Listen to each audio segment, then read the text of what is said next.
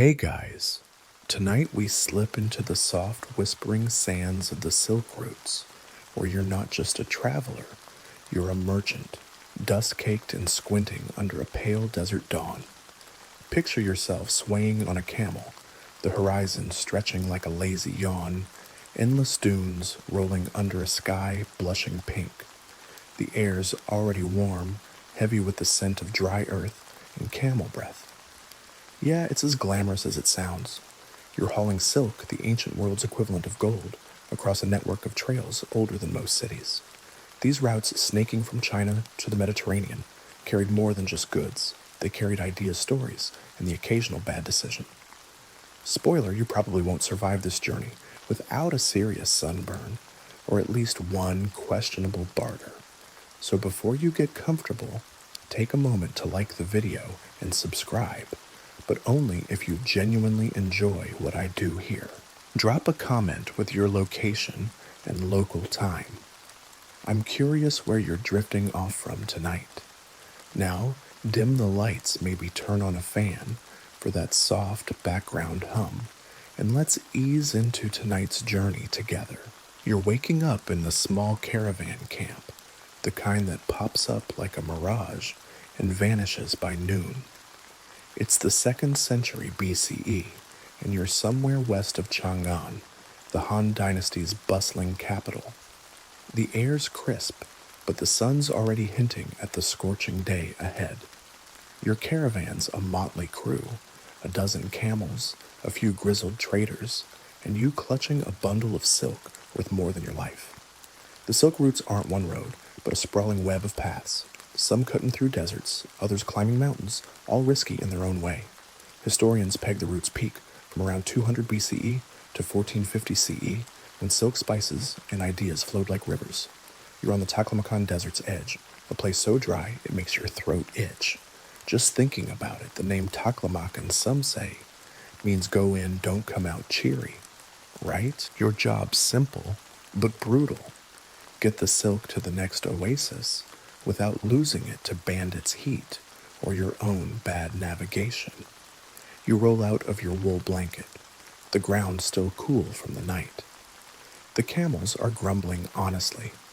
They're the real divas of this trip. You check your pack, silk bolts tightly wrapped, feel like liquid under your fingers. A quirky tidbit.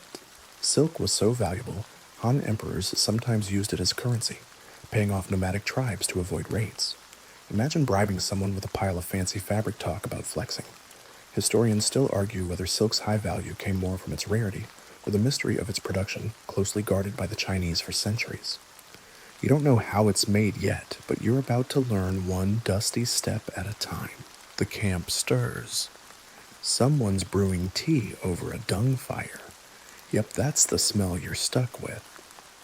You tie your scarf tighter, squinting as the sun creeps higher. The lead skywalker, a wiry man with a beard like a tangled bush, barks at everyone to move. You're not even sure he likes you, but he needs your hand, so you're in. The camels are loaded, their humps swaying like ships on a sandy sea. You take your first steps, and boots sinking into the dunes. The air hums with possibility, but also danger sandstorms, thirst, or worse could end this before it starts. You glance at the silk bundle, your ticket to survival. It's lighter than you expected, but its weight in gold, that's what keeps you moving. Let's be real, if you lose it, you're toast. The desert doesn't care about your 5-star Yelp review. As you trudge, you notice the silence broken only by camel snorts and the creak of leather packs. The dunes stretch like giant frozen waves, and you wonder how anyone finds their way. A trader mutters about following the bones of the earth, whatever that means. You're already sweating, but there's something oddly soothing about the rhythm step, sway, step, sway. It's like the desert's rocking you into a trance. Here's a little secret nobody talks about. Some traders swore by chewing dried apricots to stay alert. Sounds weird, but when you're half dead from thirst, you try anything. You pop one in your mouth, the tart, chewy, and honestly, not bad. The caravan's moving now, a slow line of shadows against the rising sun. You're on the silk routes, and this is just the beginning. You're swaying atop your camel, now the desert stretching endlessly before you, like a sea of golden dust. The sun's climbing, and the heat's already pressing against your skin, making your tunic stick in ways that are deeply unflattering. Your camel, who you've decided to call Grumpy because, let's be honest, that face deserves no other name, lumbers along with a rhythm that's both hypnotic and mildly nauseating. You're learning to balance gripping the saddle's rough wooden frame as Grumpy sways like a ship in a storm. Camels, you're discovering, are the unsung heroes of these routes. Historians note that Bactrian camels, with their 2 humps and shaggy coats, were the backbone of Silk Route trade, carrying up to 500 pounds across deserts that would kill a horse in days. You pat Grumpy's neck, and he snorts unimpressed. Your job is to stay upright, keep your silk bundle secure, and not fall into a dune like some rookie. The Traco lean into the sway, like you're rocking a fussy baby, except this baby smells like a barn and spits.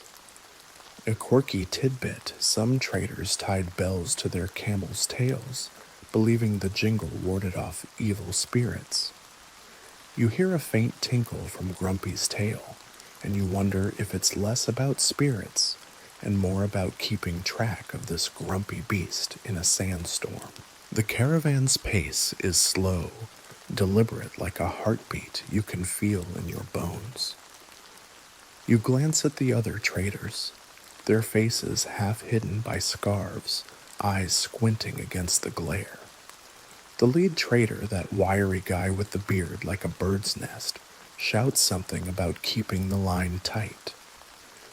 You're not sure if he's talking to you or Grumpy, but you nod anyway.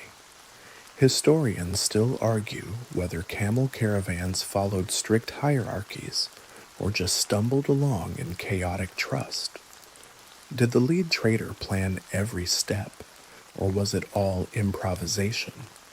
You're betting on chaos given how Grumpy keeps veering left for no reason. Your hands ache from gripping the saddle, and your thighs are screaming. Nobody warned you this was a core workout. The desert's quiet, save for the crunch of sand under hooves and the occasional grunt from your 4-legged taxi. You notice a trader ahead, adjusting his load silk bundles, glinting in the sun like they're taunting the heat. You're carrying a small fortune, and the weight of that responsibility sits heavier than the saddle. A joke to lighten the mood. If your camel could talk, he'd probably say, "You're not my type, but I'll carry you anyway." You chuckle, and Grumpy shoots you a side-eye like he knows you're mocking him.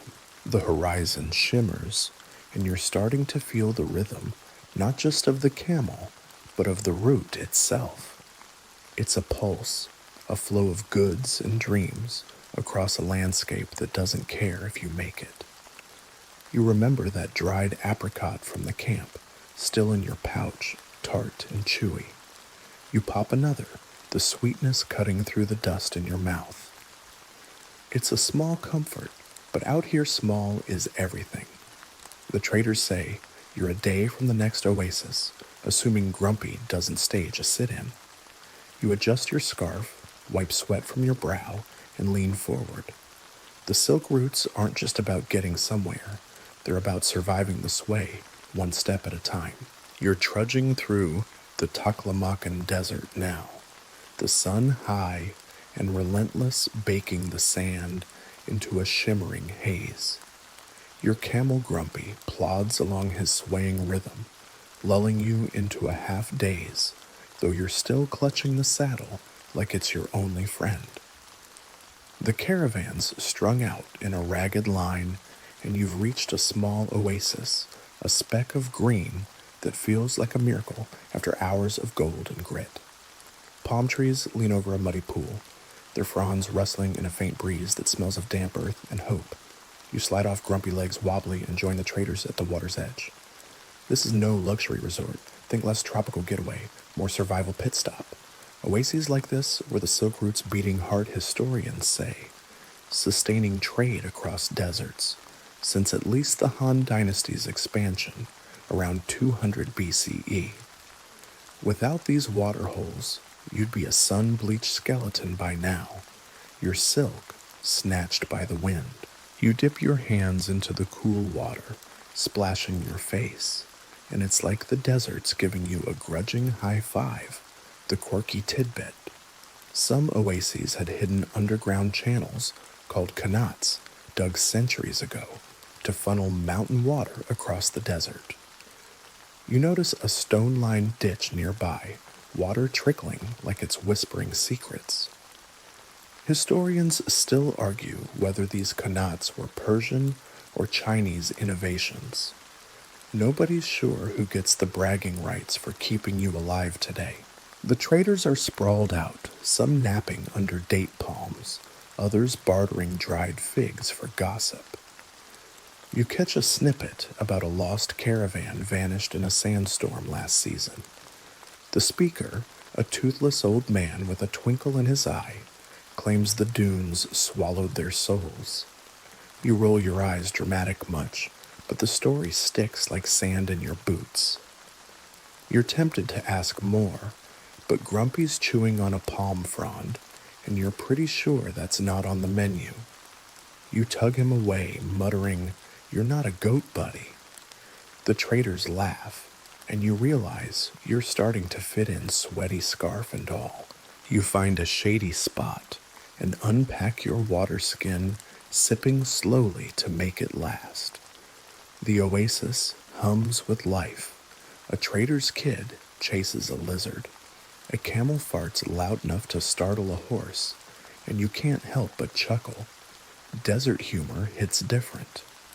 The silk bundles still secure its soft weight, a reminder of why you're here. You overhear two traders whispering about a shortcut through the dunes, one that could shave days off, but risks bandit ambushes. You're not sure if they're brave or just nuts. Either way, you're sticking with the group Grumpy's not built for heroics, and neither are you. The sun's dipping, now painting the sky in pinks and purples, and the oasis feels like a cocoon, shielding you from the desert's harshness. You munch another dried apricot, your stash is dwindling, and watch a trader sketch a map in the dirt, pointing to the next stop. It's a long haul, he says, but the stars will guide you.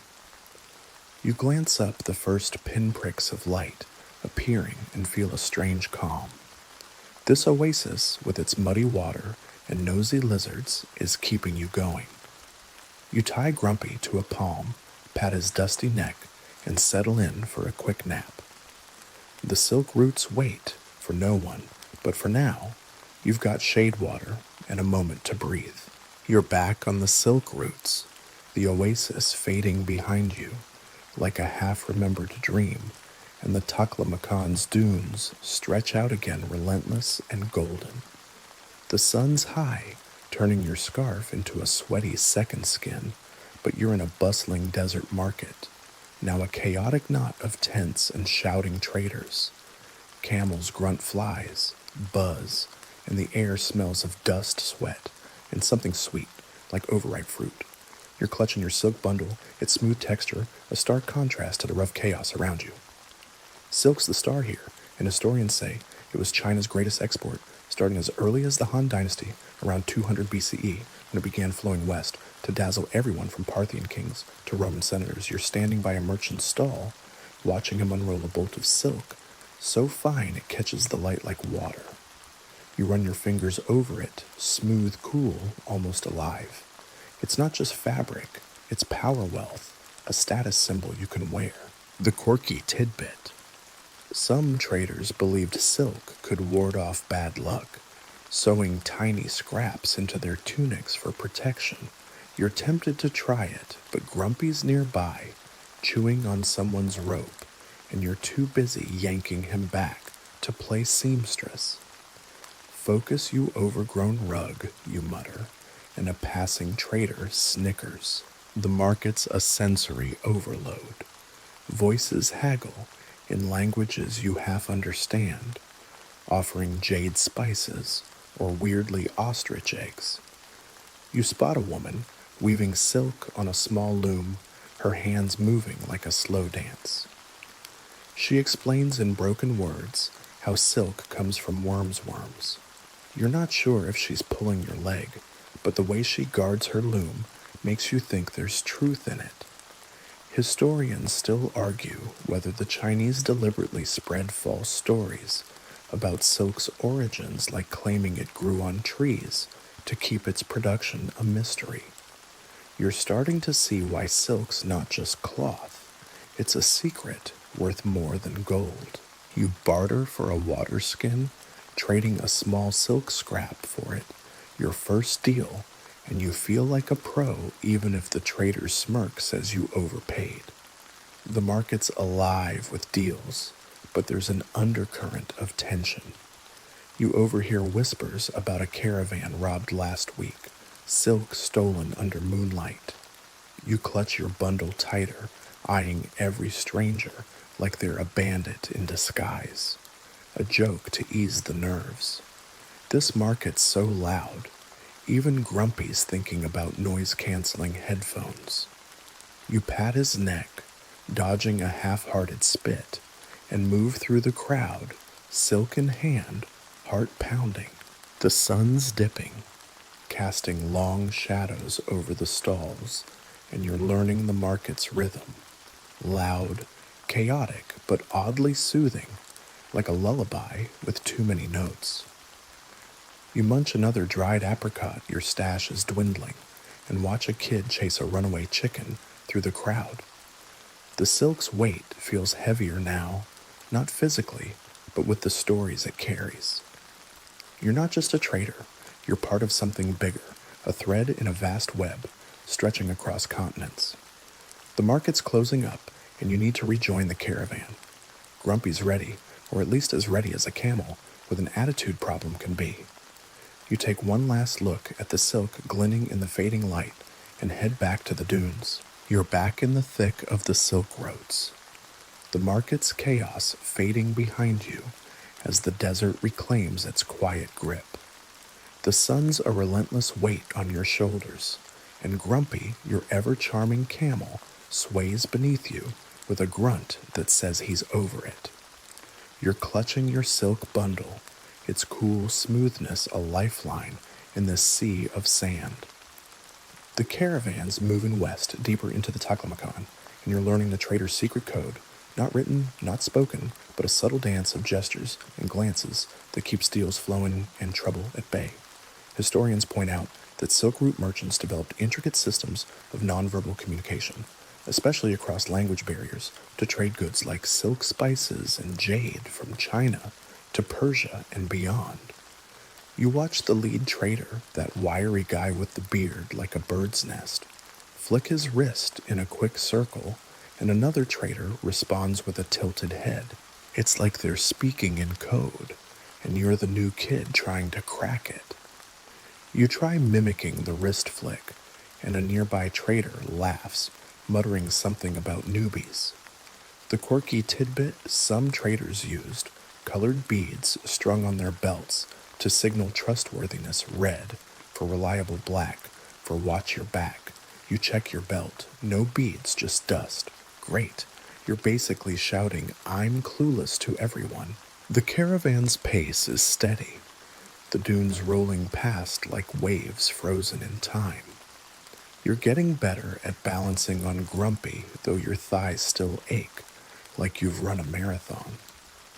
You notice the traders exchanging quick hand signs when a stranger's caravan passes, fingers crossed, then a tap on the nose. It's a warning possible bandits. Your heart skips, but you keep your eyes forward, silk bundle tucked tight. Historians still argue whether these gesture codes were universal or varied by region, a debate that's as tangled as Grumpy's fur.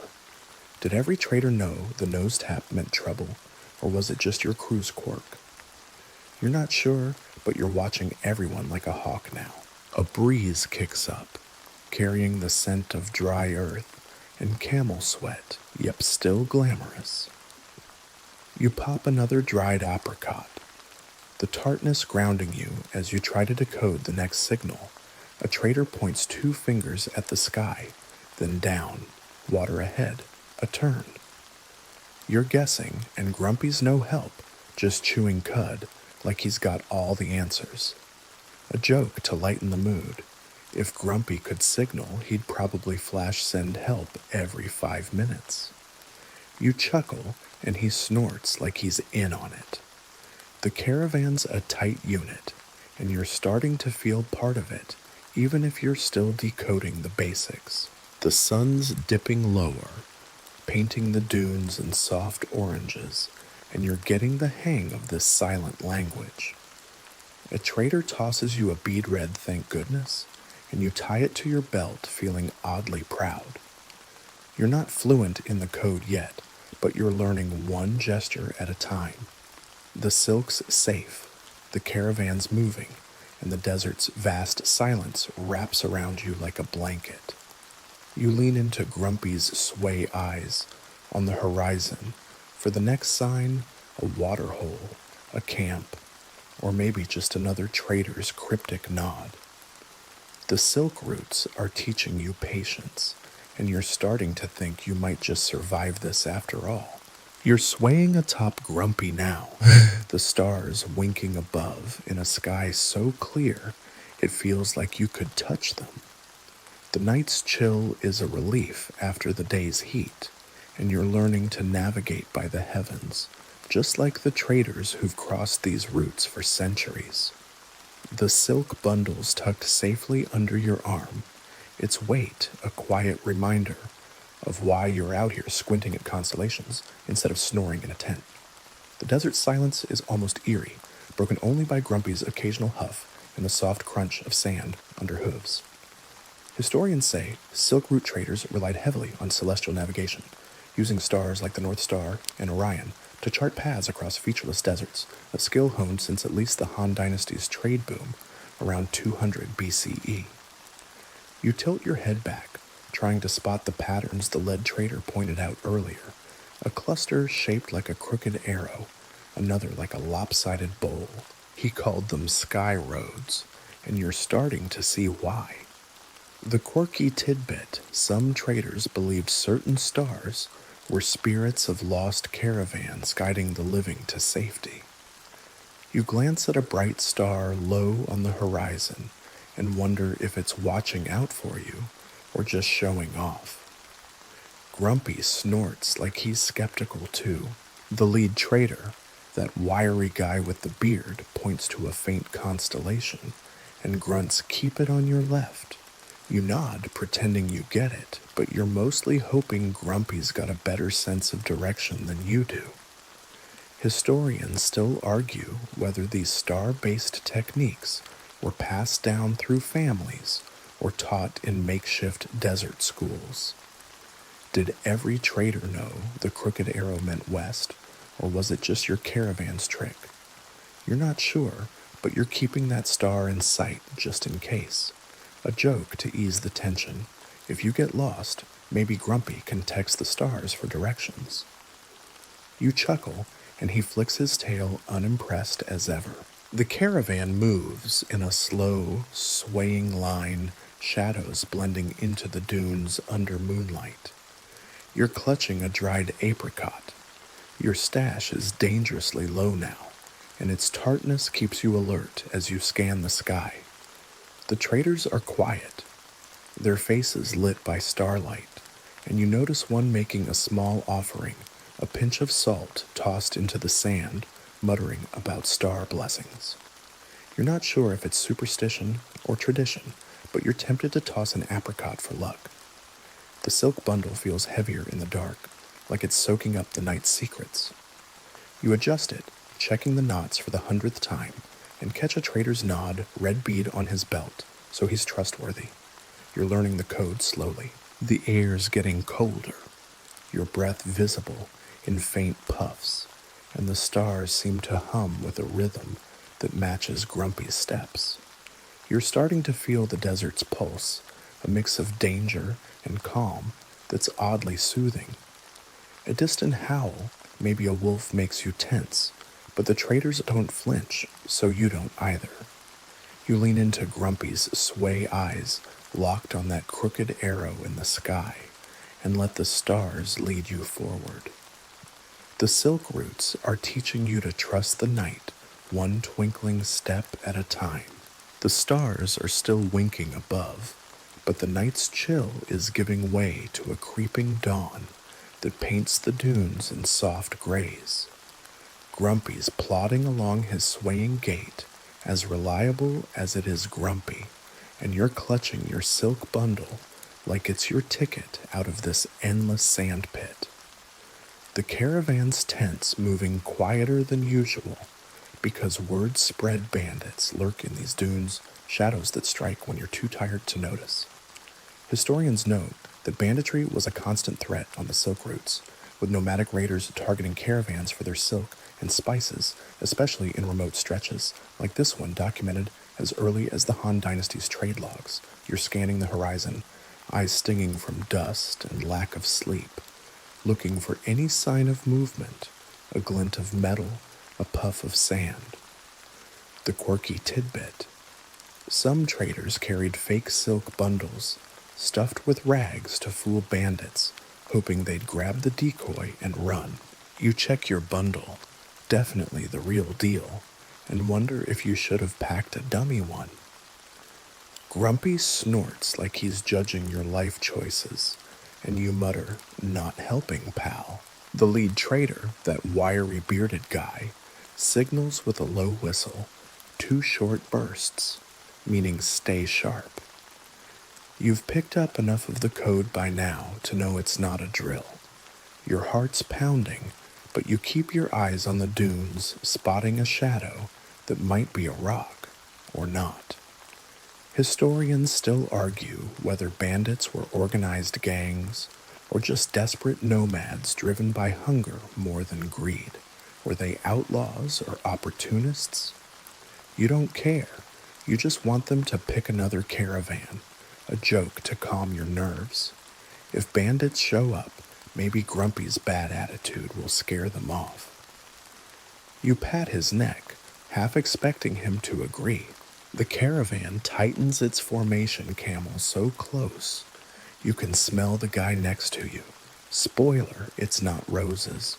You're gripping the saddle silk bundle tucked under your cloak, and you notice a trader slipping a dagger into his belt.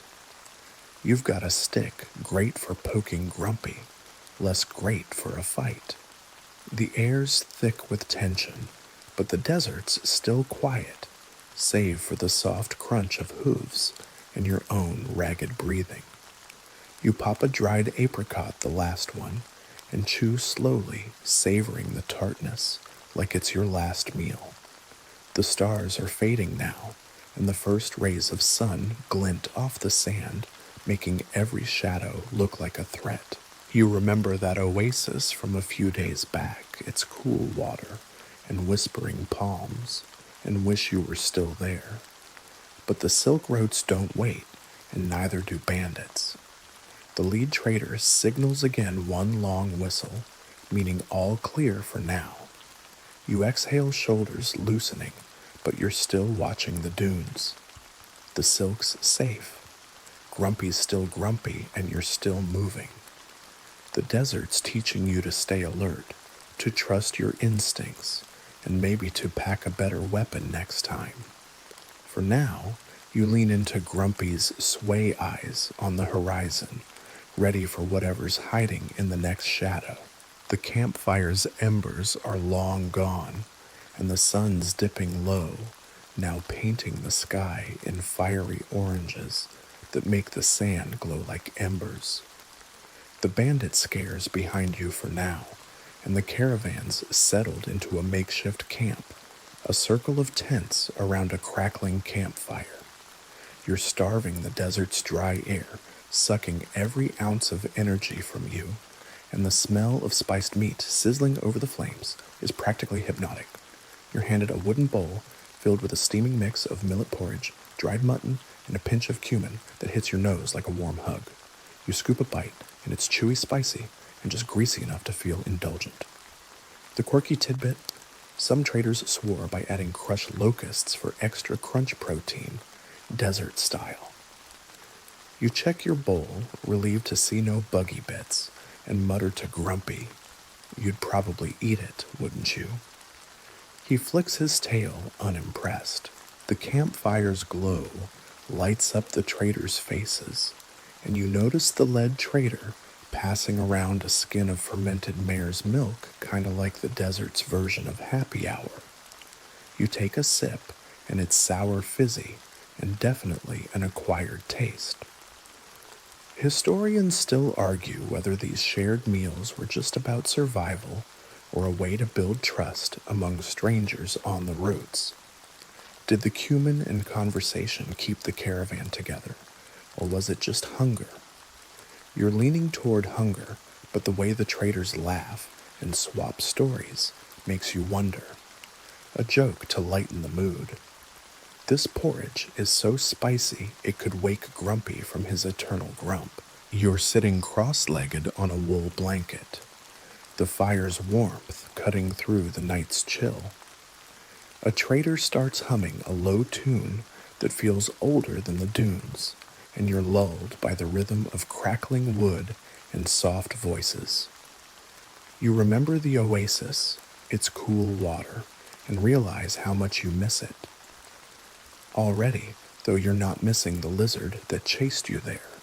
The silk bundle's safe, but you check it anyway, fingers brushing its smooth surface. A kid across the fire tosses a stick into the flames, sparking a shower of embers, and you flinch, half expecting bandits. The traders chuckle, and you laugh too, feeling the group's warmth, even if it's just for tonight. The stars are out again brighter than ever, and you're starting to love their quiet company. You finish your bowl, scraping the last bits of millet, and lean back, the sand cool against your palms. The caravan's settling down, camels tied up, Grumpy chewing cud like he's plotting something. You're learning the silk route's rhythm move: eat, survive, repeat. The fire's dying now, and the traders' voices fade into whispers. You wrap your cloak tighter, silk bundle close, and let the desert's silence pull you into a drowsy haze. Tomorrow's another day of dunes, but for now, you're fed warm and just a little less lost. The campfire's embers are gone, and the Taklamakan's dunes have given way to the rocky outskirts of Dunhuang, where the desert meets jagged cliffs. The air's still dry, but it carries a faint scent of incense, and you're standing before a sprawling network of caves carved into a hillside, their entrances dark and inviting. Grumpy's tethered nearby, chewing on a thorny bush like it's his personal mission. You step inside a cave, the air cool and heavy with the smell of ancient stone. The walls are alive with murals, Buddha's bodhisattvas in swirling clouds, in reds and blues that glow under your torch. You trace a painted figure, a serene monk, and feel a strange calm like the cave's whispering to you. The quirky tidbit: some artists hid tiny self-portraits in the murals, sneaking their faces into sacred scenes like ancient Easter eggs. You squint at a corner, half expecting to spot a smirking painter, but it's just shadows playing tricks. The caravan's camped outside, but you're drawn deeper into the cave, where a statue of a seated Buddha looms, its eyes half closed, as if it's napping through eternity. You're not religious, but there's something soothing about this place, like it's soaking up the desert's chaos. Historians still argue whether these caves were more about devotion or showing off wealth. Did traders fund the art to pray for safe journeys or to flex their silk money? You're betting on both, given how your own silk bundle makes you feel like a big shot, a joke to keep it light. Grumpy's probably out there carving his own cave mural. Camel was here. You chuckle, and the sound echoes, making you feel briefly like the cave's laughing with you. A monk shuffles by his robe, brushing the stone floor, and he nods at your silk bundle, muttering something about offerings. You're not sure if he wants a donation or just likes shiny things, but you clutch the silk tighter. You remember the market's bustle, the trader's coded gestures, and realize this cave feels like a pause, a moment to breathe before the dunes call you back. The torchlight flickers, casting shadows that dance like ghosts, and you wonder about the artists who painted these walls. Did they work at night like you're traveling now? You run your hand over the cool stone, feeling the weight of centuries, and step back into the sunlight, blinking. Grumpy's waiting, looking as thrilled as a camel can, which is to say, not at all. The caravan's packing up, and you check your silk. It's not still secure. The caves linger in your mind, their colors and quiet, a stark contrast to the desert's harshness. You're learning the silk routes aren't just about goods, they're about stories painted on walls or carried in whispers. You climb onto Grumpy, the familiar sway settling your nerves, and glance back at the caves half hidden in the cliffs. The journey's calling, but for a moment, you're carrying a piece of Dunhuang's peace with you. You're back in the saddle, or rather on Grumpy's lumpy back. The Dunhuang Caves, now a shimmering memory as the Taklamakan's dunes reclaim their hold. The sun's climbing, dusting the sand with a golden glow, and you're sweating through your tunic again. Today's task is less glamorous than cave exploring. You're grooming Grumpy, the caravan's grumpy MVP, using ancient techniques that make you feel like a camel whisperer, or at least a camel tolerator. Historians note that Bactrian camels like your pal Grumpy were critical to Silk Road survival. Their care, a ritual documented in Han Dynasty records as early as 200 BCE. You're wielding a crude brush made of bundled twigs, scraping dust and burrs from Grumpy's matted fur. He snorts, clearly unimpressed, but you keep at it, working around his humps, like you're sculpting a very grumpy statue. The quirky tidbit: some traders sang to their camels while grooming, believing it calmed them, or maybe just annoyed them into submission. You hum a tune, something about starry skies, and Grumpy flicks his ears. Is he soothed or plotting revenge? Hard to tell. You mutter, "Don't spit, okay," and he gives you a look that says no promises. The other traders are busy too, brushing their camels or checking packs, their red beads glinting in the sun. You notice the lead trader inspecting a camel's hooves, muttering about balance. Historians still argue whether camel grooming was a practical necessity or a bonding ritual. Did it keep the animals healthy, or was it about building trust between trader and beast? You're leaning toward necessity, given how Grumpy's fur is a magnet for every thorn in the desert. A joke to keep it light: if Grumpy gets any dirtier, he'll start his own dune. You chuckle, dodging a half-hearted tail swipe. Your hands are sore, the twig brush rough against your palms, but there's a rhythm to it. Scrape, shake, dodge Grumpy's side-eye. You find a burr the size of a date stuck in his flank and yank it out, earning a grunt that's almost grateful. The silk bundle's safe nearby its sheen, catching the light, reminding you why you're out here, putting up with a camel's attitude. You remember the oasis's cool water, the cave's glowing murals, and realize grooming Grumpy is another piece of the Silk Route's puzzle. Keep the camel happy, keep the journey moving. A trader tosses you a rag to wipe your hands, and you nod, feeling like you're earning your place. The sun's higher now, the shade shrinking, and the caravan's gearing up to move. You give Grumpy a final pat his coat, a bit less disastrous, and climb back on the familiar sway, oddly comforting. The desert's quiet, save for the creak of saddles and the soft crunch of sand. You're starting to understand Grumpy, not love him exactly, but respect him. He's carrying your silk, your dreams, and probably a few grudges. The silk roots are teaching you patience one burr at a time, and as you glance at the dunes ahead, you're ready for the next stretch, grumpy and all. The Taklamakan's dunes roll past the sun beating down so hard, your scarf feels like a portable sauna. The caravan's moving steadily now, but a new challenge looms. A tax collector perched like a vulture at a makeshift checkpoint of piled stones and tattered flags.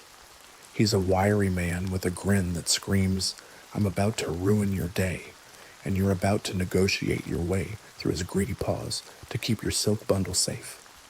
Historians confirm that tax stations dotted the Silk Roads, especially near key oases, as Han Dynasty officials and local warlords skimmed profits from passing caravans, a practice well documented by 200 BCE.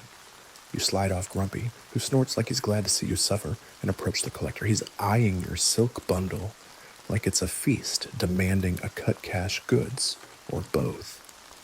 You offer a small bolt of lesser silk, hoping it's enough. The quirky tidbit, some traders bribed taxmen with fake coins painted to look like silver, hoping they wouldn't notice in the desert glare. You check your pouch, no fake coins, just a few coppers and a lingering sense of dread. "Nice try, Grumpy," you whisper, as if he's got a better plan. The collector's not impressed, gesturing for more, while rattling off rules in a dialect you barely catch. You remember the trader's wrist flick signal for haggle hard and try it earning a raised eyebrow, but no mercy. Historians still argue whether these taxmen were organized government agents or rogue opportunists. Did they fund roads or just their own pockets? You're betting on the pockets given this guy's gold-toothed smirk. A joke to ease the sting. If tax collectors had a motto, it'd be "Your silk, my vacation." You force a smile, tossing in a few coppers, and he finally waves you through, grumbling. The caravan's waiting, and you climb back on Grumpy, who's chewing cud, like he's mocking your negotiation skills. The silk bundle's lighter now, and so's your coin pouch, but you're still moving. You recall the oasis's cool shade, the cave's glowing murals, and realize this checkpoint's just another hurdle in the desert's long game. A trader nearby, red bead glinting, gives you a nod, sympathy maybe, or just relief it wasn't him. The dunes stretch ahead, and you're learning the Silk Road's harsh math.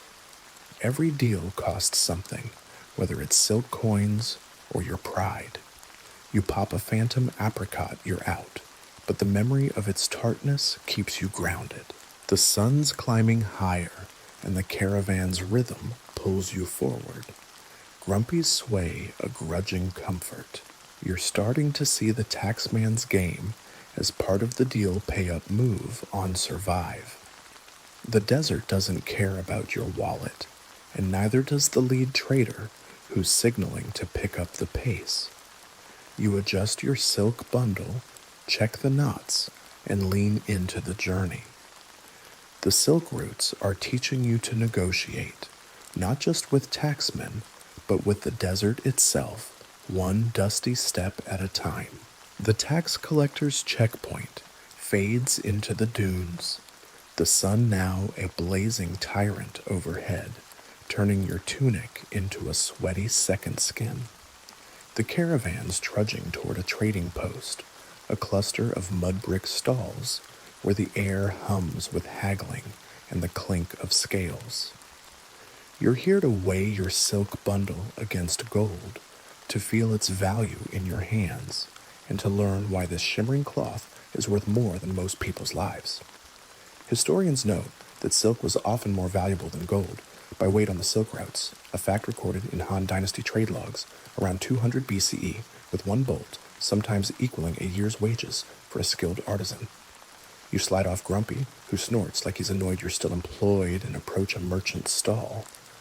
The scales are crude bronze pans swinging on a wooden beam, but they're the final word.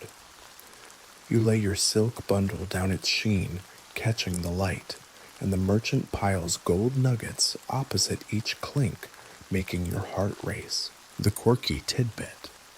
Some traders soaked silk in water to make it heavier, cheating the scales sneaky but risky if caught.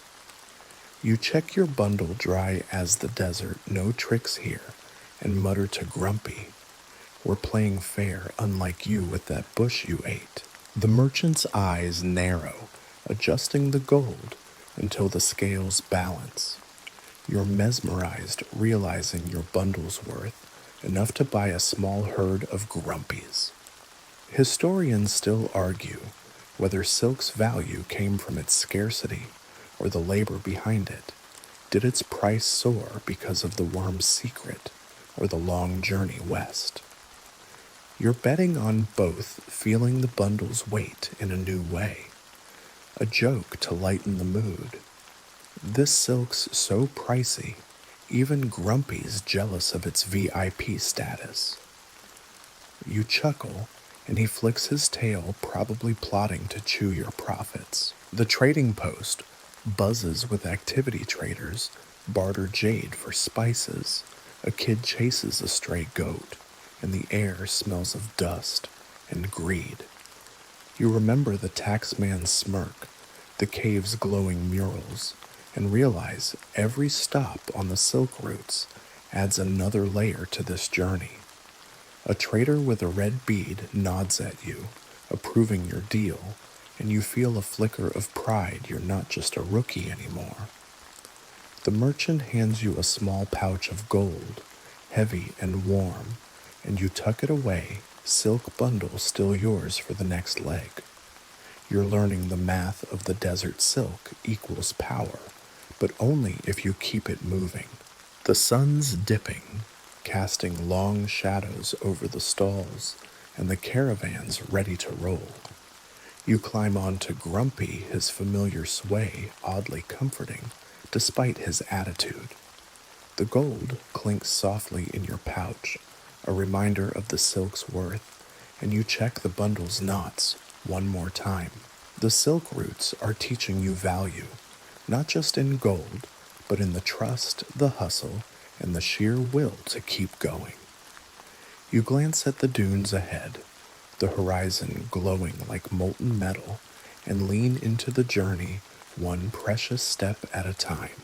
The trading post's clamor fades as the silk routes lead you out of the Taklamakan's flat dunes and into the shadow of the Himalayas, where the air thins and the path narrows to a rocky ledge. The sun's harsh, but a chill bites through your tunic, and the wind howls like it's got a personal grudge. You're braving a treacherous mountain, past your silk bundle, strapped tight every step, a gamble between you and the cliffs below. Historians note that Himalayan passes, like the Karakoram route, were vital silk route arteries connecting China to South Asia, despite their deadly drops with trade records from the Han Dynasty, showing goods flowing by 200 BCE. You're gripping the reins, heart-pounding, as Grumpy picks his way along a trail, barely wider than his hooves. The drop to your left is a dizzying void, rocks clattering down into oblivion. The quirky tidbit, traders tied prayer flags to their camels' saddles, believing the wind carried their hopes for safe passage to the gods. You spot a tattered red cloth on Grumpy's harness, fluttering like it's mocking the cliff. "You better pray hard," you mutter, and he snorts like he's got better things to do. The caravans strung out single file, the lead trader's beard barely visible ahead through swirling dust. He signals with a raised hand, slow down, and you ease up, though Grumpy's already moving at a snail's pace. Historians still argue whether these mountain routes were chosen for speed or safety. Did traders risk the cliffs to cut days off, or were safer lowland paths too bandit-prone? You're betting on desperation, given how your knuckles are white from gripping the saddle. A joke to steady your nerves. If you fall, at least Grumpy's got a shot at a solo career. You chuckle, but it's weak, the wind stealing it away. The path twists, and you spot a crumbling stone marker etched with symbols. You can't read, maybe a prayer, maybe a warning. You remember the Dunhuang Cave's calm, the market's bustle, and wish you were back there, not staring down a ravine. A trader ahead shouts, pointing to a distant peak where snow glints like a promise of cooler days. Your silk bundle feels heavier, its value meaningless if you don't make it through. You check the knots, fingers numb, and notice a trader tying a new flag to his camel, whispering something. You're not sure if it's faith or just habit, but you touch Grumpy's tattered flag for luck. The wind's relentless tugging at your scarf, and the pass feels like it's testing you. Grumpy's hooves slip once sending a pebble skittering, and your heart leaps to your throat. But he steadies grumbling like he's annoyed you doubted him. The caravan's moving again, slow and deliberate, and you're learning the silk routes demand more than skill, they demand nerve. You lean into Grumpy's sway eyes on the path and let the mountain's rhythm guide you one heart-stopping step at a time. You're off the Himalayan pass, thank goodness, but the silk routes have a new trick up their sleeve. You're slogging through a muddy, monsoon-soaked stretch, the ground sucking at Grumpy's hooves like it's trying to steal him. The air's thick with humidity, your tunic clinging like a second soggy skin, and the rain's a steady drizzle that turns the path into a slippery mess. Your silk bundle's wrapped tight under a waxed cloth, but you're still paranoid about it getting ruined. Historians note that monsoon seasons hitting South and Central Asia between June and September often bogged down silk route caravans, with Han Dynasty records describing traders battling flooded paths as early as 200 BCE. You're wading through ankle-deep muck, guiding Grumpy, who's grumpier than ever, his snorts sounding like full-on protests. The quirky tidbit some traders used, oiled leather tarps to waterproof their goods, tying them with knots so complex they were practically art.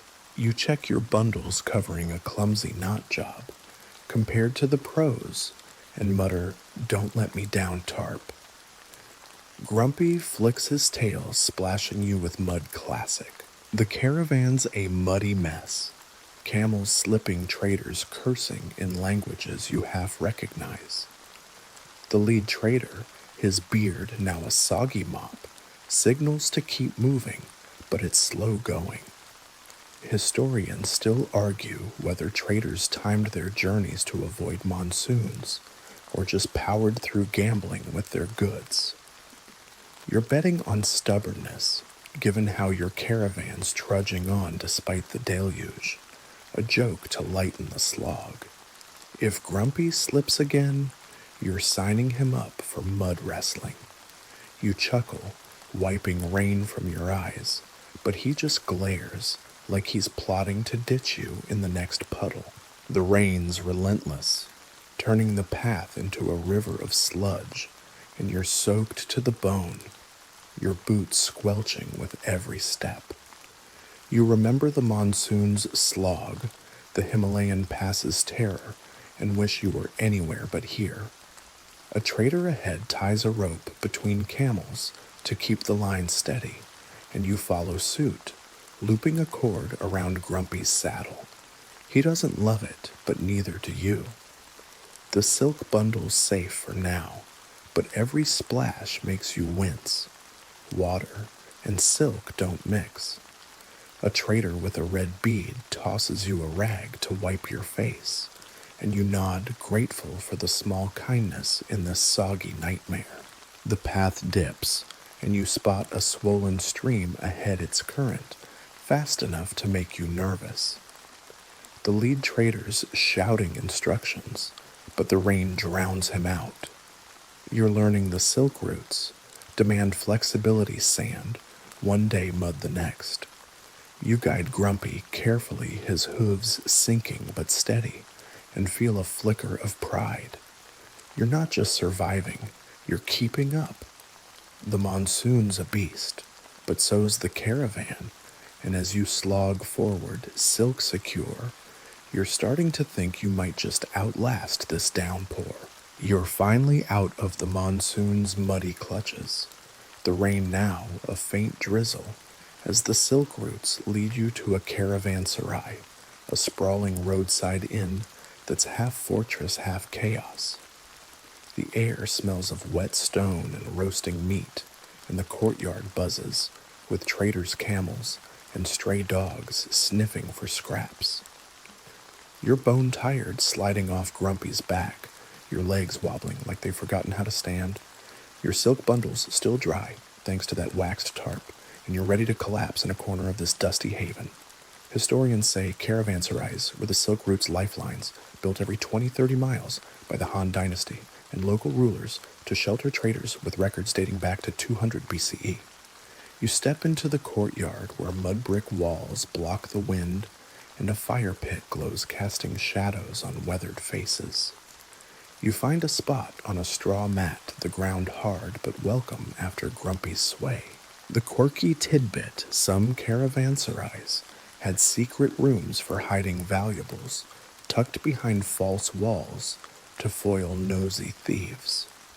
You eye the walls, wondering if your silk would fit, but Grumpy's nearby, chewing a rope, and you mutter, "You're not guarding anything, buddy."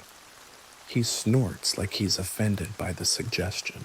The inn's alive with chatter traders, swapping tales in a dozen tongues, their red beads glinting as they pass a jug of sour wine. You take a sip, wincing at the bite, and listen to a story about a caravan lost in a sandstorm.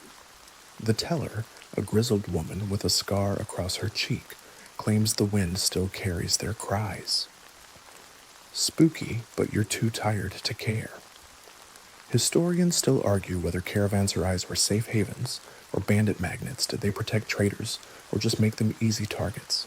You're hoping for the former, clutching your silk bundle as you scan the crowd.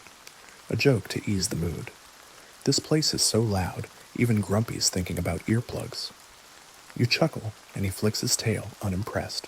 A trader offers you a bowl of lentil stew, thick and peppery, and you dig in the warmth, soothing your aching bones. You remember the monsoon's slog, the Himalayan pass's terror, and realize this inn's a rare pause, a moment to breathe. A kid plays a flute nearby, the notes soft and wandering, like they're lulling the whole courtyard to sleep. Your silk's safe tucked under your cloak, but you check the knots anyway, a habit now. The lead trader, his beard dusted with ash, nods at you from across the fire, approval maybe, or just exhaustion. You're starting to feel like part of this ragtag crew, even if you're still the newbie. The stars peek through the open roof, and the caravanserai's noise fades to a hum, like a lullaby for the road-weary. You lean back, straw mat creaking, and let the fire's glow pull you into a drowsy haze. The silk roots are teaching you resilience, one hard-won rest at a time, and as you drift silk secure, you're ready for whatever the next dawn brings. The caravanserai's warmth is a fading memory as you sway on Grumpy's back, the desert sun creeping up to bake your already dusty tunic. The path's flattened out, leading you toward a bustling Han Dynasty outpost where you're about to meet a silk official, a stern bureaucrat who looks like he'd rather tax your soul than your cargo. Your silk bundle's secure, but you're nervous. This guy's got the power to make or break your journey. Historians note that the Han Dynasty tightly controlled silk production and trade with officials stationed along the silk routes to monitor quality and collect taxes, a system in place by 200 BCE. You slide off Grumpy, who snorts like he's glad to be rid of you, and approach the official, a thin man with a tablet of bamboo slips and a stare that could curdle milk. He inspects your silk, unrolling a corner with practiced fingers, and you hold your breath. The quirky tidbit: some officials used silk scraps to bribe their way up the ranks, turning imperial oversight into a side hustle. You glance at your bundle, hoping it passes muster, and mutter to Grumpy, "Don't jinx this, okay?" He chews cud, unimpressed. The official scribbles something muttering about quotas, and you catch a whiff of ink and sweat. You are learning the Han Dynasty's silk obsession runs deep. Emperors gifted it to allies, paid off nomads, even buried it with the dead. Historians still argue whether these officials were loyal cogs in the Empire's machine or corrupt opportunists skimming silk for themselves.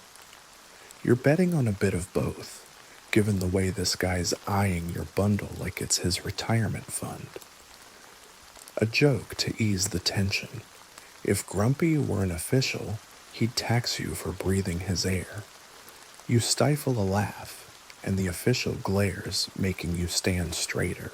You hand over a small silk scrap as tribute, not quite a bribe, but close, and he waves you through, grudgingly satisfied. The outpost buzzes with activity, clerks weigh goods, camels groan, and a kid chases a runaway chicken. You remember the caravanserai's stew, the monsoon's mud, and realize this outpost is another cog in the Silk Routes machine. A trader with a red bead nods at you, maybe impressed you didn't lose half your cargo. You climb back on Grumpy, the familiar sway calming your nerves, and check your silk bundle's knots, a reflex now. The official's still watching, and you're glad to put distance between you. The sun's climbing the desert, stretching ahead, and you're starting to see the Han Dynasty's reach. Every bolt of silk carries their stamp, their power. The path's dusty but firm, and Grumpy's plodding along like he's got a grudge against the road. You're learning the Silk Routes are as much about navigating people as paths, and as you ride, silk secure, you feel a flicker of confidence. You're not just a trader. You're part of an empire's game, one dusty step at a time. The Han Dynasty outpost shrinks behind you as the Silk Routes pull you west into a sun-scorched stretch of the Taklamakan where the air shimmers with heat. The path's lined with tamarisk bushes, and you're about to trade with Sogdian merchants, elusive middlemen known for their sharp tongues and sharper deals. Your silk bundles strapped tight, its value burning a hole in your mind as you approach their camp, a cluster of colorful tents and jingling camel bells. Historians highlight the Sogdians, hailing from Central Asia's Sogdiana region, as key silk route brokers, bridging east and west with their multilingual flair, as noted in Han and Persian records from 200 BCE onward. You slide off Grumpy, who snorts like he's betting you'll get fleeced, and approach a Sogdian trader, his eyes twinkling under a felt cap adorned with beads. He unrolls a bolt of your silk, nodding appreciatively, and offers a sack of lapis lazuli stones, blue as the sky, heavy as your doubts. The quirky tidbit: Sogdians sometimes marked their tents with star patterns to signal safe trading, a kind of ancient Yelp review. You spot a star-stitched tent and hope it's not a scam. Don't mess this up. You whisper to Grumpy, who ignores you chewing a bush. The trader's quick hands gesture a flick of fingers, a tap on the wrist, and you recognize the code from the market, signaling a fair deal. You counter with a smaller silk bolt, testing his reaction. Historians still argue whether Sogdians were trusted partners or cunning opportunists. Did they unite the roots or just play both sides? You're leaning toward cunning, given his sly grin as he tosses in a jade figurine to sweeten the deal. A joke to steady your nerves, If Grumpy could barter, he'd trade you for a better camel. You chuckle, and the trader raises an eyebrow, probably thinking you're cracking under pressure. The camp's alive with chatter, Sogdian Chinese, and something you can't place, mixed with the clink of scales and the smell of roasted barley. You remember the Han officials' glare, the caravanserai's warmth, and realize every trade adds another thread to the silk root's web. You seal the deal, swapping silk for lapis and jade your pouch, heavier, but your bundle lighter. The trader claps your shoulder, his red bead glinting, and you feel a flicker of pride you held your own. You climb back on Grumpy, his sway a grudging comfort, and check your new goods fingers brushing the cool stones. The desert stretches ahead, and you're learning the Sogdians' game trust, but verify. The sun's dipping, painting the dunes in soft purples, and the Sogdian camp fades behind you. You're starting to see the silk routes as a dance of deals, each step a gamble. Grumpy plods on, and you lean into his rhythm, the lapis clinking softly. The silk routes are teaching you to trade, not just goods, but moments, and as you ride, you're ready for the next deal, one dusty step at a time. The Sogdian camp's colorful tents are now a distant blur as the Taklamakan's dunes stretch out endless and golden under a blazing midday sun. Your silk bundle's lighter after the trade, but your pouch of lapis and jade clinks with every step, a reminder of your growing savvy. Today, though, the desert's playing tricks. A shimmering mirage dances on the horizon, promising watershade or maybe a lost city, but you're learning it's a cruel tease. Historians note that mirages plague silk route travelers caused by heat bending light over the desert, with Han Dynasty records from 200 BCE describing traders chasing false oases to their doom. You squint at the shimmering pool, ahead palms swaying in the haze, and feel a tug of hope, even though you know better. The quirky tidbit. Some traders believed mirages were spirits of lost caravans, luring the living to join them, creepy but poetic. You glance at Grumpy, muttering, "If that's a ghost party, we're not invited." He snorts like he's seen too many mirages to care. The lead trader, his beard dusted with sand signals, to veer left away from the mirage. You've learned his gestures by now. 2 fingers down means ignore the shiny thing, but it's hard. The fake oasis looks so real, you can almost taste the water. Historians still argue whether traders fell for mirages out of desperation or inexperience. Were they tricked by hope or just bad at spotting fakes? You're betting on thirst, given how your own parched throat's begging you to chase it.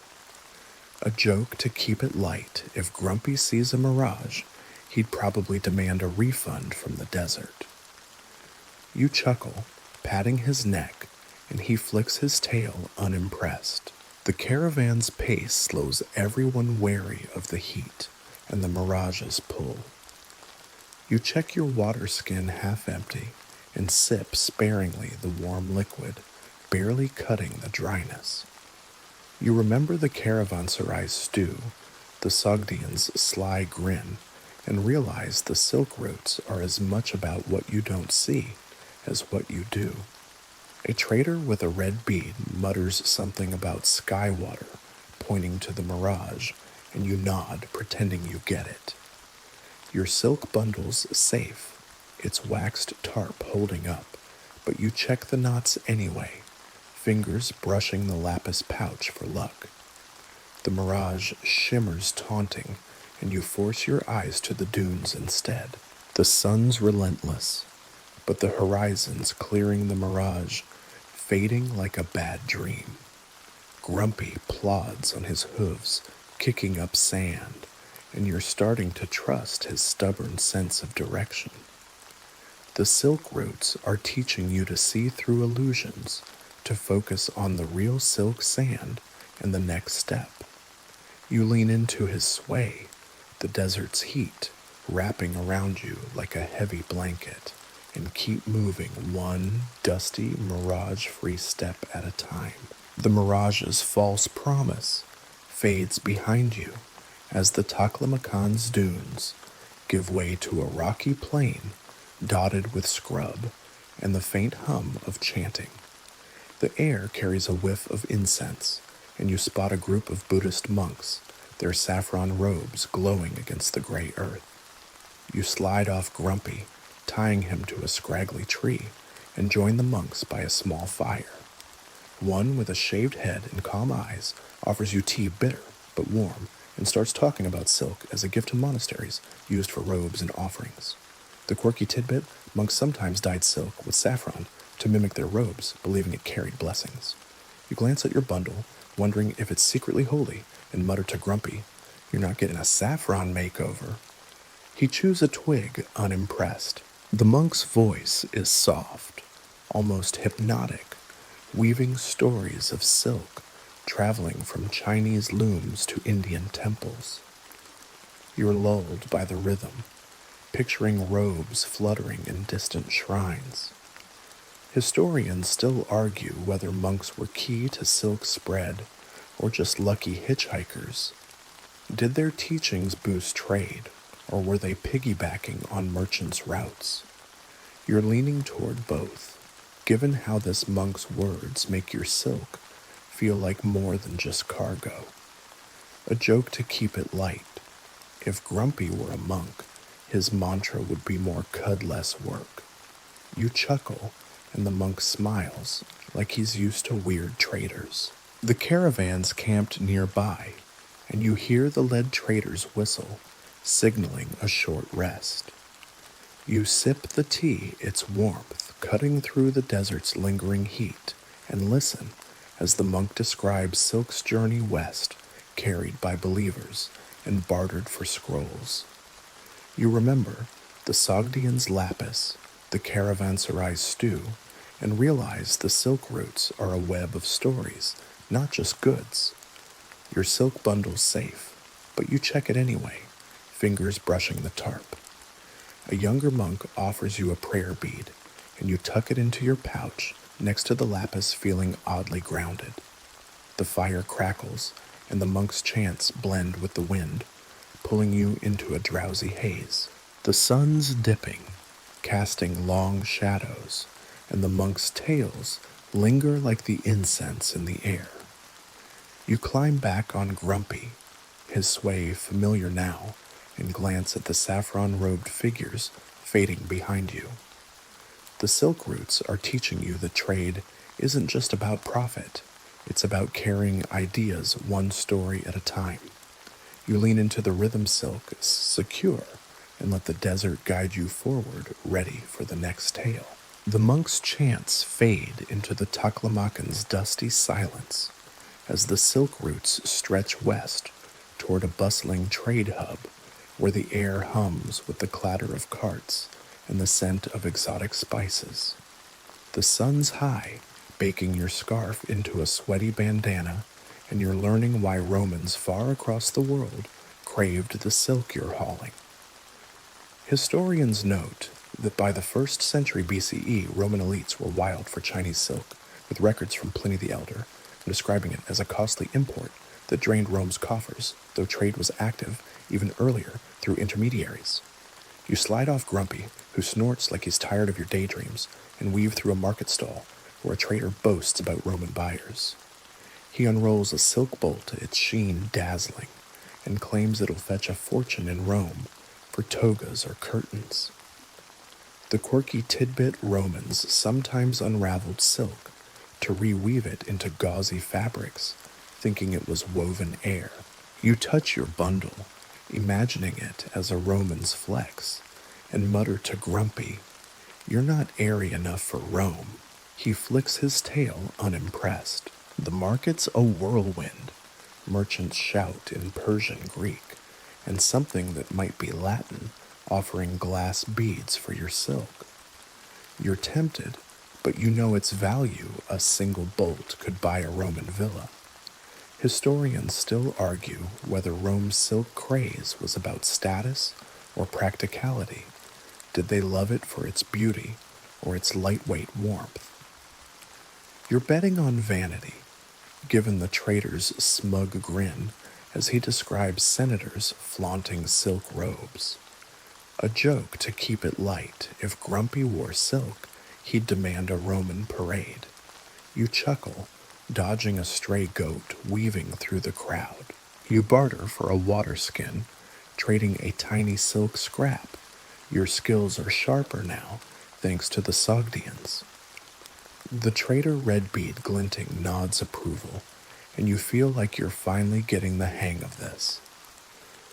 You remember the Roman market's buzz, the monks' saffron tales, and realize silk's journey is as much about desire as survival. Your bundle's safe, but you check the knots, fingers brushing the lapis pouch for luck.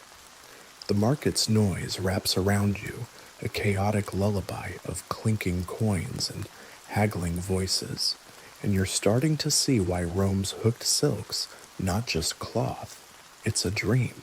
The sun's dipping, and the caravan's ready to move. You climb onto Grumpy, his sway a familiar comfort, and glance at the market's fading stalls. The silk roots are teaching you that silk's power crosses oceans, turning dusty trails into threads of empire. You lean into the rhythm pouch, clinking, and let the desert carry you west, one shimmering step at a time. The market's clamor fades as the silk roots wind through a rocky stretch of Central Asia, the sun blazing down like it's trying to melt your resolve. The air's thick with dust and the faint tang of camel sweat, and you're about to deal with Parthian middlemen, shrewd traders who control the flow of silk between east and west. Your silk bundles secure its waxed tarp, a lifeline, but you're nervous. These Parthians are known for driving hard bargains. Historians note that the Parthian Empire, spanning modern-day Iran, acted as a crucial silk route intermediary, taxing and trading goods like silk between China and Rome, as recorded in Han and Roman texts from 200 BCE onward. You slide off Grumpy, who snorts like he's betting. You'll lose this round and approach a Parthian trader, his robe heavy with embroidery, eyes sharp as a hawk's. He inspects your silk fingers, tracing its sheen, and offers a stack of silver coins, fewer than you'd hoped. The quirky tidbit Parthians sometimes marked their coins with tiny silk threads pressed into the metal, a flex to show their trade dominance. You check your bundle, muttering to Grumpy, "Don't let him shortchange us." He chews cud, unimpressed. The trader's gestures are smooth. 2 fingers tapped on his palm, a nod, and you recognize the market's code for name your price. You counter with a smaller silk bolt, hoping to keep the deal fair. Historians still argue whether Parthians were fair brokers or greedy gatekeepers. Did they stabilize trade or just skim the profits? You're leaning toward greed, given his smirk as he tosses in a single extra coin. A joke to ease the sting. If Grumpy were a Parthian, he'd charge you for riding him. You chuckle, and the trader raises an eyebrow, probably thinking you're losing it. The trading post hums with activity. Camels groan, a kid juggles pomegranates, and the air smells of mint and metal. You remember the Roman market's buzz, the monks' saffron tales, and realize the Parthians are another link in the silk routes chain. You seal the deal, trading silk for silver, your pouch heavier, but your heart racing. Did you get enough?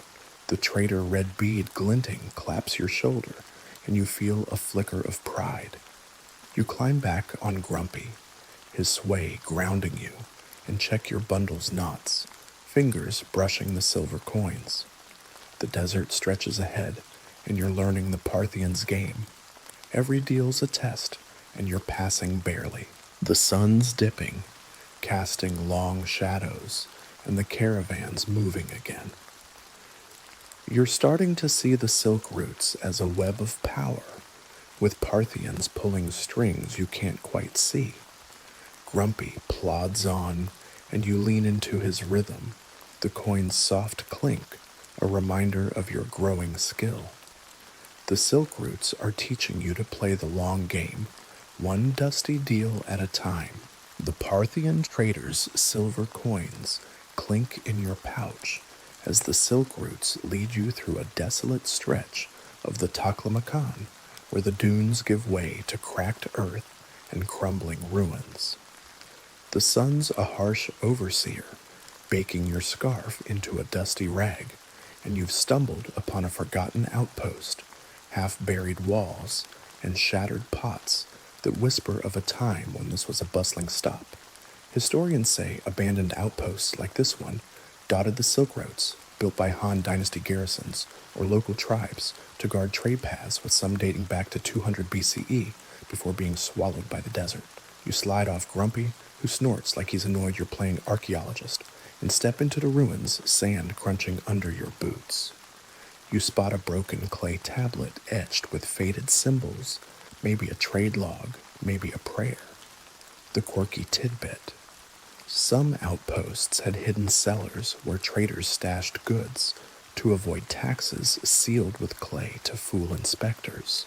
You kick at the ground, half hoping for a secret stash, and mutter to Grumpy, "Find me a treasure, will you?"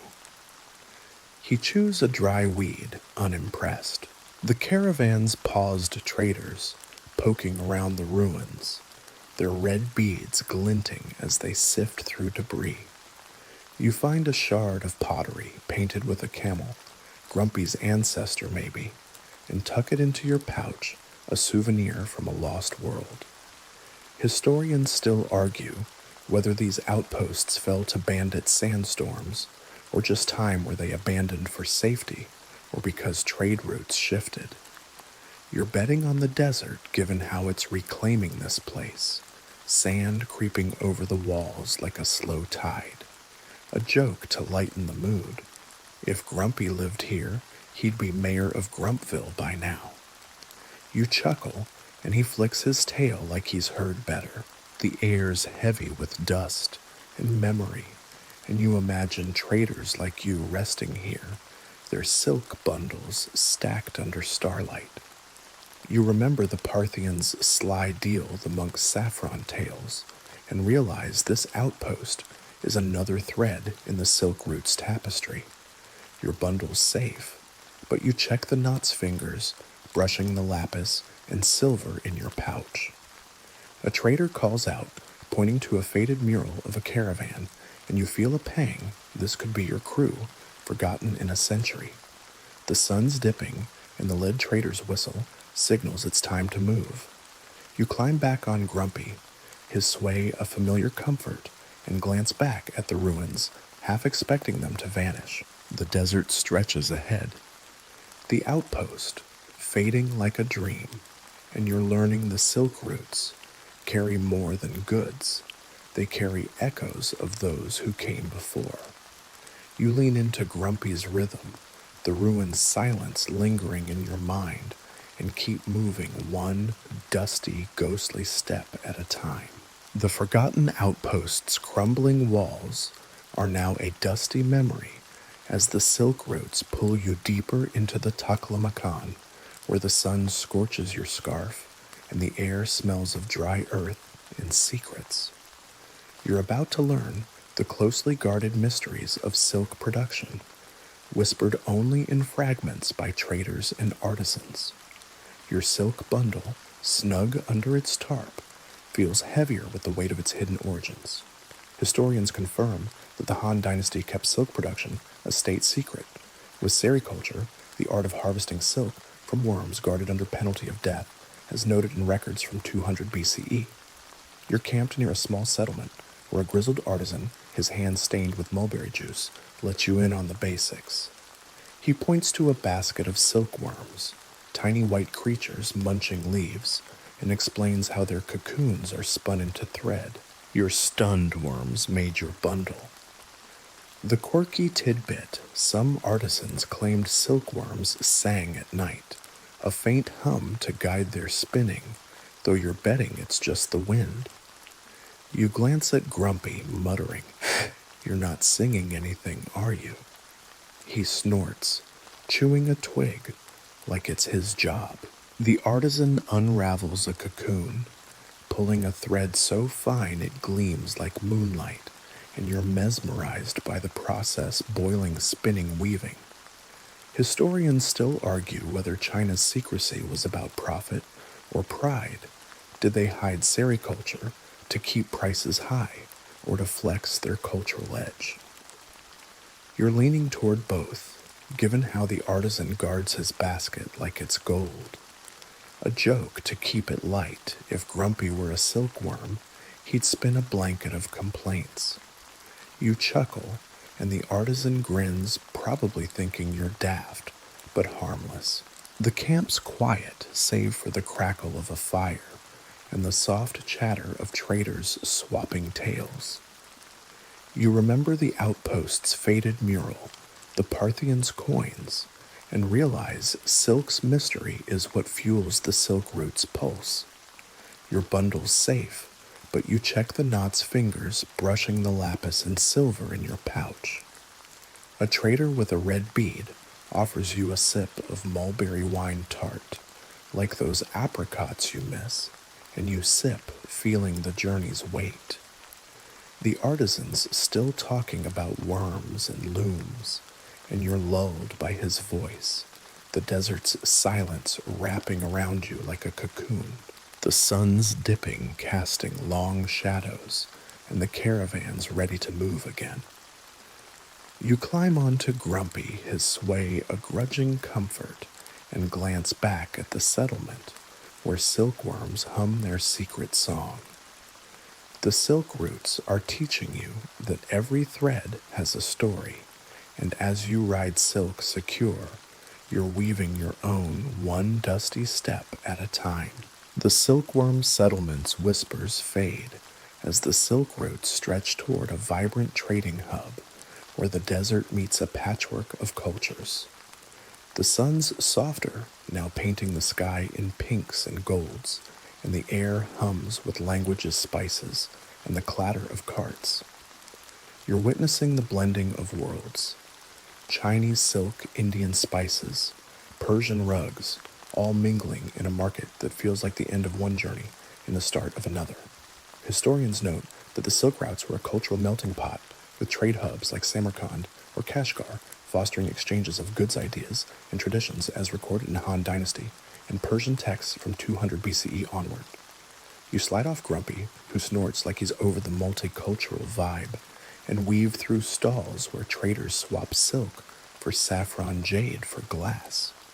A Greek merchant, his accent thick, admires your bundle's sheen, offering a bronze mirror in trade. The quirky tidbit: some traders mixed languages into a makeshift trade, tongue a jumble of Chinese, Persian, and Greek words that sounded like a linguistic smoothie. You try a phrase: silk, good mirror, shiny, and the Greek laughs, tossing in a coin. Not bad, rookie, you mutter to Grumpy, who ignores you, eyeing a pile of carrots. The market's a sensory overload. Turmeric stains the air. A sitar's notes drift from a tent, and a kid juggles apples for coins. You recognize the trader's wrist flick code, now second nature, and spot red beads everywhere. Trust is currency here. Historians still argue whether these hubs created lasting cultural bonds or just fleeting deals. Did traders share ideas or just goods? You're betting on both, given how a Persian trader teaches you to wrap a turban while praising your silk. A joke to keep it light: if Grumpy joined this market, he'd trade his hump for a nap. You chuckle, dodging his tail swipe. You trade a small silk scrap for a vial of rose oil, its scent cutting through the dust. You remember the silkworm's hum, the Parthians' coins, and realize this hub is the Silk Route's heart, where worlds collide and blend. Your bundle's lighter, but your pouch now heavy with coins, lapis, and oil tells a story of its own. A trader with a red bead claps your shoulder, and you feel like you belong even if you're still learning. The sun's dipping, and the market's glow softens, lulling you into a haze. You climb back on Grumpy, his sway familiar, and check your bundle's knots, fingers brushing the rose oil vial. The caravan's moving, the hub's colors fading, and you're carrying more than goods. You're carrying pieces of every culture you've touched. The Silk Routes are teaching you that trade weaves people together, one shimmering thread at a time, and as you ride, you're ready for the journey's end. You're on Grumpy's back one last time, the vibrant trading hub's colors fading into the Taklamakan's golden dunes as the sun sinks low, casting a soft glow over the endless sand. The air's cooler, now carrying a hint of dust and the faint memory of rose oil from your pouch. Your silk bundle lighter, after countless trades, still rests under its tarp, a quiet reminder of the journey's weight. You're reflecting on the caravan's path oases mountains markets and feeling the Silk Road's rhythm, slow like a story winding down. It's the 2nd century BCE, and as the caravan fades into the twilight, you're ready to let the desert's calm carry you into a gentle close. Historians say the Silk Routes, thriving from 200 BCE to the Middle Ages, were more than trade paths. They were lifelines of human connection, weaving empires through goods and stories, as seen in Han Dynasty chronicles. You lean into Grumpy's sway, his grumbling softer, now almost soothing. You think back to the oasis's cool water, the Dunhuang caves' glowing murals, the Sogdian's sly grin, and the Roman market's buzz. Each stop shaped you, just as your silk shaped the routes. The quirky tidbit: some traders left small offerings, coins, or cloth at journey's end, thanking the desert for safe passage. You touch your pouch, considering a coin, but mutter to Grumpy, "You're my offering, pal." He snorts like he's flattered, but won't admit it. The caravan's silhouette stretches long against the dunes, and you notice the lead trader, his beard barely visible, signaling a final camp. Historians still argue whether the Silk Route's legacy was wealth or wisdom. Did they build fortunes or ideas? You're leaning toward both, feeling richer in stories than in silver. A joke to ease the farewell. If Grumpy could write a memoir, it'd be called Humps and Grumps. You chuckle, patting his neck, and he flicks his tail softer this time. The desert's quiet now, the stars emerging like old friends, and you're ready to rest. You slide off Grumpy, tying him to a stake, and sit on the cool sand, your silk bundle beside you. The caravan's settling fires flickering, and you hear a trader hum that same tune from the caravanserai, low and wandering. You check your bundle's knots one last time, fingers brushing the lapis silver and rose oil vial souvenirs of a journey that's changed you. The Silk Routes taught you resilience, trust, and the beauty of a well-timed deal.